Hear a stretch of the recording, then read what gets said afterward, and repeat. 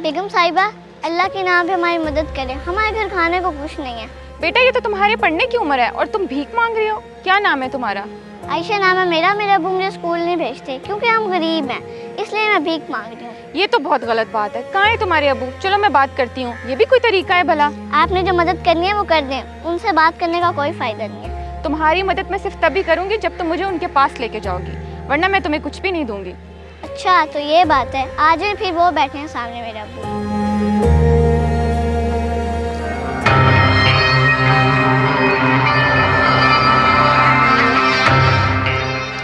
क्या हुआ बेगम साहिबा, इसने आपको तंग किया या कोई बदतमीजी की? उल्लू की पट्टी तुझे कितनी बार कहा है कि खैरात मांग के साइड पे हो जाया कर, समझती ही नहीं है तू। इसने मुझे तंग नहीं किया। तुम्हें शर्म आनी चाहिए, कितनी छोटी सी बच्ची से भीख मंगवाते हो। क्या तुम खुद नहीं कमा सकते? बेगम साहिबा मैं मजदूर हूँ, कोई काम नहीं कर सकता, ऊपर से इतनी महंगाई और मेरे 10 बच्चे हैं, खर्चा कहाँ से करूँ? यही तो मसला है, जब तुम लोग पाल नहीं सकते तो इतने बच्चे क्यों पैदा करते हो और फिर उन्हें सड़कों पर भीख मांगने के लिए छोड़ देते हो? क्या करें बेगम साहिबा, हमारी यही जिंदगी है, जीने के लिए बच्चों को खुद कमाना पड़ता है। अच्छा तो ये बात है, अगर मैं तुम्हारी मदद करूँ तो क्या ये बच्ची तुम मुझे दे दोगे? मैं तुम्हें इतना पैसा दूंगी कि तुम्हारी जिंदगी खुशहाल हो जाएगी। असल में मेरी कोई औलाद नहीं है। रहने दे बेगम साहिबा, आज के दौर में भला कौन किसी की मदद करता है, गरीब के साथ मजाक करना अच्छी बात नहीं। आप जाएं यहाँ से, आपकी बड़ी मेहरबानी होगी।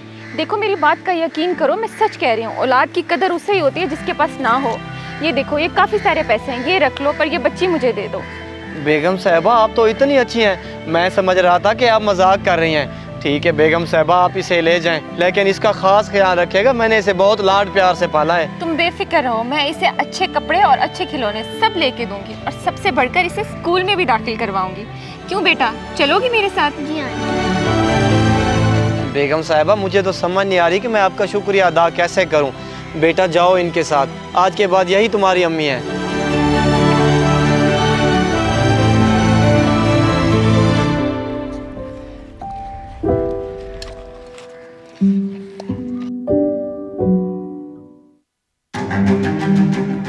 कहाँ रह गई थी तुम? इतनी देर क्यों लगा दी?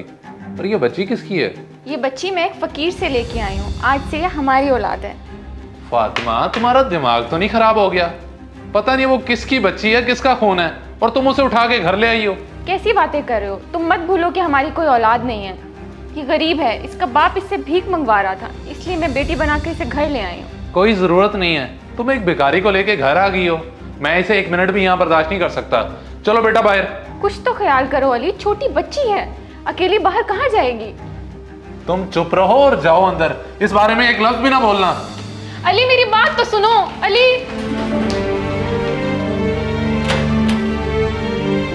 आज के बाद इस घर के करीब भी नजर मत आना। पता नहीं क्या सोच के तुम उस भिखारी को उठा के घर ले आई थी। आइंदे के बाद ये हरकत दोबारा ना करना। आ जाओ अब अंदर।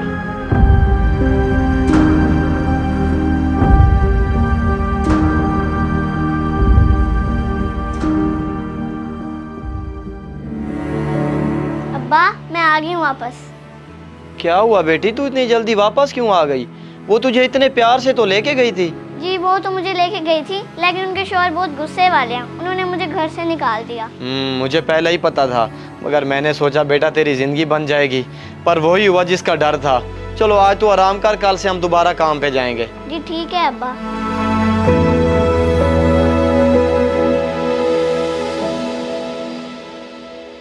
फातिमा मैं पूछता हूँ ये क्या तरीका है?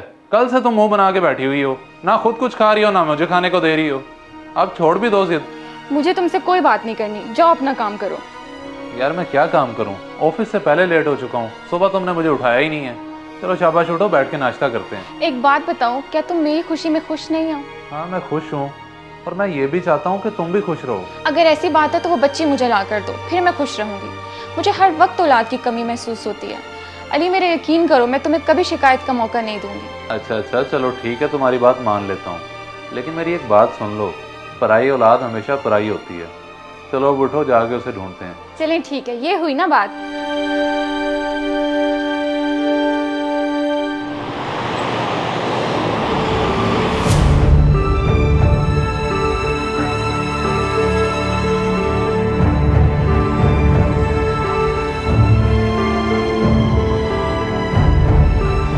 देखो भाई, जब मेरी बीवी अचानक मेरे घर अजनबी बच्चा ले आएगी तो मुझे गुस्सा तो आएगा ना, लेकिन अब मैं शर्मिंदा हूँ। मेहरबानी करके ये बच्ची हमें दे दो। मैंने पहले एहसास करके आपकी बीवी को ये बच्ची दी थी, मगर क्या हुआ, तुम लोगों ने गरीब समझ के निकाल दिया। तुम लोग गरीबों के बच्चों को मार देते हो, जानवरों की तरह सलूक करते हो। देखो भाई, अब ऐसा नहीं होगा, मुझे बहन समझ कर ये बच्ची दे दो। मैं तुम्हारा एहसान ज़िंदगी भर नहीं भूलूंगी। अगर तुम्हें और पैसे चाहिए तो मैं और पैसे देने को भी तैयार हूँ।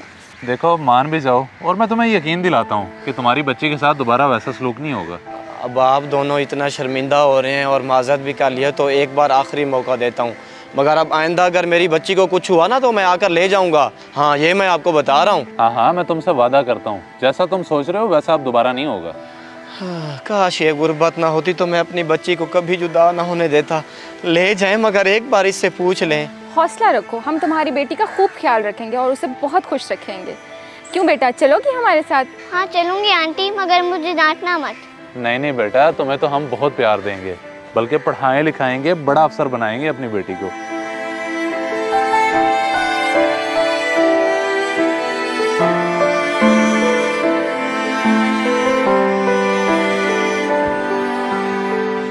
जाओ भाई जाओ। अब अगर दोबारा बच्ची को कुछ कहा तो सीधी वापस घर आएगी, फिर दोबारा से पैसे ही पैसे। इस वीडियो को सदका जारिया समझकर जरूर शेयर करें। हो सकता है आपका एक शेयर किसी की जिंदगी बदल दे।